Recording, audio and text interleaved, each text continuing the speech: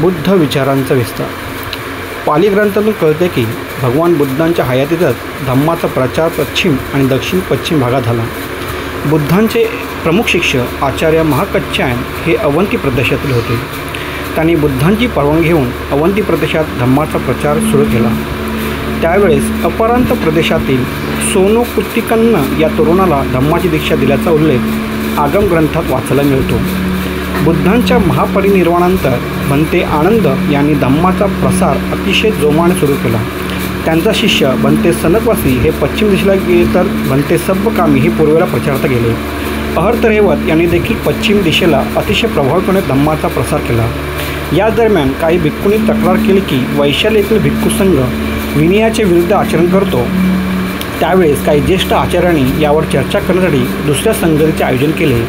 यावेळेस भिक्खू संघात विनय आणि बुद्ध विचार यातील काही मुद्द्यावर फूट पडली. या संगतीच्या वेळेस मोठ्या प्रमाणात काही भिक्खूंनी स्थविरांचे म्हणणे अमान्य केले व स्वतःची महासांघिक शाखा सुरू केली. उरलेले ज्येष्ठ स्थविर आचार्यांच्या शाखेला स्थविरवादी संबोधन आले. मगध राज्यात सुरू झालेला महासांघिक विचार पुढे मथुरा, वाराणसी, अमरावती आणि नागार्जुनकोंडा येथे पोहोचला. सम्राट अशोकांच्या काळापर्यंत संघामध्ये विनयाने वागणारे खूप कमी राहिले आणि लोकांच्या सद्भावनेचा त्यांनी दिलेल्या दानाचा अनेक भिक्खू गैरफायदा घेऊ लागले. त्यावेळेस उपगुप्त आणि मोगलीपुत्त तिस्स हे दोन अहर्त आचार्य होते. जेव्हा सम्राट अशोक यांनी बौद्ध धम्माचा स्वीकार केला तेव्हा आचार्य उपगुप्त यांनी सम्राटांना भगवान बुद्धांच्या आयुष्याशी निगडीत सर्व स्थळे स्वतः फिरवून दाखवली. त्या ठिकाणी सम्राटांनी स्तूप अथवा स्तंभ उभारले. पुढे संघाला विनयाचे अनुशासन व्यवस्थित लागावे म्हणून आचार्य मोगलीपुत्त तिस्स यांनी सम्राटांच्या मदतीने तिसरी धम्मसंगती भरवली व विनयाचे पालन न करणाऱ्या 7,000 भिक्खूंना संघातून निष्कासित केले. आचार्य मोगलीपुत्त तिस्स यांच्या सांगण्यावरूनच धम्म प्रचार करण्याकरता अशोकांनी वेगवेगळ्या प्रांतात भिक्खूंना पाठवले. सम्राट अशोकांच्या परिनिर्वाणानंतर एक संघ राहू शकला नाही. बुद्धांच्या अनेक तत्त्वज्ञानी अनेक विचारांपैकी काहींनी एकाच तत्त्वज्ञानाचा आग्रह धरला तर काहींनी दुसरा एखादा विचार प्रमाण मानला. याच काळात स्थविरवादी संघातून फारकत घेत सर्वास्तिवादी हे एक शाखा सुरू झाली. हे अभिधम्माला मानणारे होते. इसवी सनाच्या 7व्या शतकापर्यंत यांचं अस्तित्व होतं. या शाखेचा प्रसार काश्मीरपासून अफगाणिस्तान, चीन, मंगोलियापर्यंत झाला होता. या शाखेने कनिष्काच्या काळात अभिधम्मावर आधारित महाविभाषासूत्र नावाचा महाग्रंथ लिहिला. मात्र पुढे या संघातील काही भिक्खूंनी केवळ हाच ग्रंथ प्रमाण म्हणून वैभाषिक नावाची वेगळी शाखा निर्माण केली. या शाखेने संस्कृत भाषेत अभिधर्म ग्रंथ लिहिला. हेतुप्रत्यय हा सिद्धांत महत्त्वाचा मानणाऱ्या या शाखेला हेतुवादी असेही नाव पडले. सर्वास्तिवादीमधून मूळ सर्वास्तिवादी ही शाखा सुरू झाली. मात्र ते कोणत्या कारणासाठी विभक्त झाले यावर संशोधकांचे एकमत नाही. मात्र हा संघ इंडोनेशियामध्ये प्रमुख होता असे दिसते. स्वतःचा विनय लिहिणारा हा संघ होता.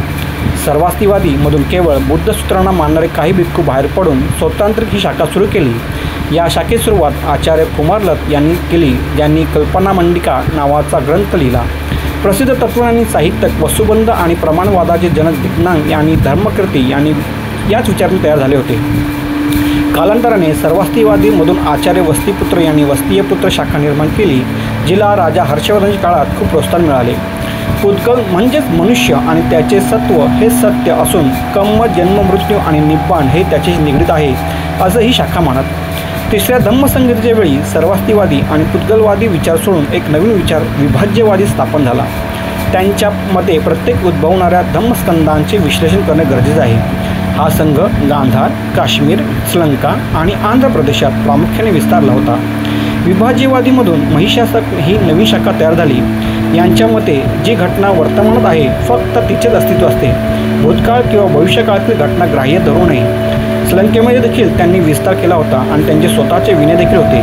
स्त्रियांना दीक्षा देणे किंवा त्या अहर्त होणे हे महिषासकांना मान्य नव्हते. महिषासकमधून धर्मगुप्तकांना शाखा तयार झाली. त्यांच्या मते श्रावक आणि बोधिसत्व या दोन्ही वेगवेगळ्या संकल्पना आहेत. खोतान प्रदेशात धर्मगुप्तका सर्वात पहिल्यांदा लिहिले. दीर्घागम, सार्यपुत्त, अभिधर्मशास्त्र, धर्मगुप्तका, त्रिपिटक तर भगवान बुद्धांचे चरित्र असले अभिनिष्क्रमण सूत्र हे त्यांचे काही प्रमुख ग्रंथ होय. ही शाखा महायानाच्या विचारधारेचे साधर्म्य दाखवते. काश्यपीय ही शाखा बौद्ध आचार्य काश्यप यांनी सुरू केली होती. त्यांचे मते अहर्त झालेले भिक्खू हे जर सतत जागरूक नाही राहिले तर ते पदच्युत होऊ शकतात. काही संशोधकांच्या मते गांधारी भाषेतील धर्मपद काश्यपी संघाने लिहिले आहे. 6व्या शतकानंतर बहुतेक त्यांचे महायानात विलीन झाले असावे. स्थैर्यवादी परंपरेत थेरवादाची बीजे आहेत. भंते महेंद्र यांनी श्रीलंकेत बुद्ध विचारांचा प्रसार करताना तेथे पाली त्रिपिटकाचा परिचय करून दिला. अनुराधापूर येथील महावीरातील भिक्खू संघ हा भारतातील स्थैर्यवादी भिक्खूंनी स्थापन केला होता. याच ठिकाणी पाली त्रिपिटक सर्वात पहिल्यांदा लिपिबद्ध करण्यात आले होते. येथूनच थेरवाद परंपरा पुढे लाओस, कंबोडिया, म्यानमार, थायलंडला पोहोचली होती. सारीपुत्र परिपृच्छासूत्र, दीपवंश, बुद्ध घोषांच्या कथावस्तू अट्टकथा, वसुमित्रांचे समयभेदो परमचक्र तथा कंठातून आणि तारणात परमार्था आणि विनीत देवासारख्या बौद्ध आचार्य लेखकांच्या कृतीतून कळते की गेल्या 2500 वर्षात बुद्ध विचारांच्या 30 शाखा तयार झाल्या होत. काळाच्या ओघात अनेक शाखा एकत्रित झाल्या तर काही लुप्त झाल्या. महायानाची सुरुवात भगवान बुद्धांच्या महापरिनिर्वाणानंतर अंदाजे 500 वर्षांनी झाली. त्यावेळेसच राजकीय धार्मिक परिस्थिती ही बौद्ध धम्माला प्रतिकूल होती. थेरवाद परंपरेत विना प्रतिकार शांतपणे धम्माचे आचरण करीत राहणे अभिप्रेत होते. अशा परिस्थितीत बुद्ध विचार प्रभावीपणे लोकांसमोर मांडणे आणि त्याचा प्रचार करणे गरजेचे होते. सर्वसामान्य लोकांना केंद्रभूत ठेवून धम्माचा प्रचार आणि प्रसार करायचा या विचाराने महायानाची सुरुवात झाली. इसवी सन पूर्व 1ल्या शतकापासून हा विचार भिक्खू संघात दृढ व्हायला लागला. बौद्ध आचार्य व कवी अशोकश तसेच तत्त्वज्ञानी नागार्जुन आणि वसुबंधू यांनी महायानाची विचारधारा सर्वत्र पोहोचवली. थेरवाद परंपरेत अहर्थ किंवा बुद्धत्व प्राप्ती या अतिशय कठीण बाबी असून भिक्खूंनी केवळ त्यासाठी प्रयत्न करीत राहणे आणि उपासकांनी त्यांना भोजनदान किंवा इतर मदत करणे ही कर्तव्य होती. महायानात बोधिसत्वाची व्याख्या करताना महाप्रज्ञा पारमितोपदेश या ग्रंथात नागार्जुन म्हणतात, बोधिसत्व हा लोकांमध्ये जातो, त्यांची दुःख समजून घेतो, त्यावर उपाय सांगतो, लोकांना दुःखातून बाहेर काढण्यासाठी सर्व शक्तीचे प्रयत्न करतो. त्याला सर्व धर्माची सत्यता माहीत असते कारण त्याला संबोधी माहीत असते आणि म्हणून त्याला बोधिसत्व म्हणतात. पुढे ते असे लिहितात, जो बुद्धांच्या मार्गाने जात सर्व लोकांच्या आज्ञातून बाहेर काढतो, सन्मानाचा जीवन शिकवतो, तो बोधिसत्व. लोकाभिमुख असलेली महायान विचारधारा उत्तर भारतासह काश्मीर, तिबेट, भूतान येथे स्थिरावली. साधारणतः 6व्या शतकात उत्तर राष्ट्रातून शिरकाव झालेल्या तंत्र पद्धतीचे पडसाद भारतातील अनेक धर्मावर किंवा पंथावर पडले. महायानातील काही विचार घेऊन या तंत्राने वज्रयान शाखा विकसित केली. ध्यान साधनेने बरोबरच काही तंत्र, मंत्र, जप यांच्या सहाय्याने बोधिसत्वाचा मार्गावर लवकरच आरूढ होता येते अशी संकल्पना असल्यामुळे काही देशात ही शाखा तंत्रयान, मंत्रयान म्हणून लोकप्रिय झाली. नागपूर येथे बौद्ध धम्म स्वीकार दिनाच्या आदल्या दिवशी बाबासाहेब आंबेडकरांना काही पत्रकारांनी मुद्दाम विचारले की ते कोणता बौद्ध धम्म स्वीकारणार, हीनयान, महायान की आणखी काय. त्यावेळेस बाबासाहेबांनी उत्तर दिले, कोणताच नाही, मी बुद्धांना स्वीकारणार, म्हणजे जे निकष बुद्धांनी धम्म विचारांबद्दल सांगितले त्यांना सत्य मानणार. अनेक देशात बुद्ध विचारांचा प्रसार अतिशय प्रभावीपणे झाला. बुद्ध विचाराने तेथील संस्कृतीशी मैत्री केली आणि त्यांच्या काही तत्त्वांचा स्वीकारही केला. त्यातूनच नवीन शाखा तयार होत गेल्या.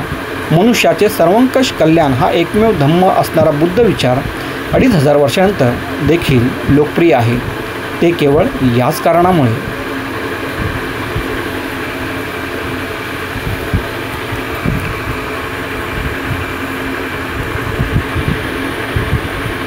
सब्बे सत्ता सुखी होतो. धन्यवाद अतुल भोसेकर सर.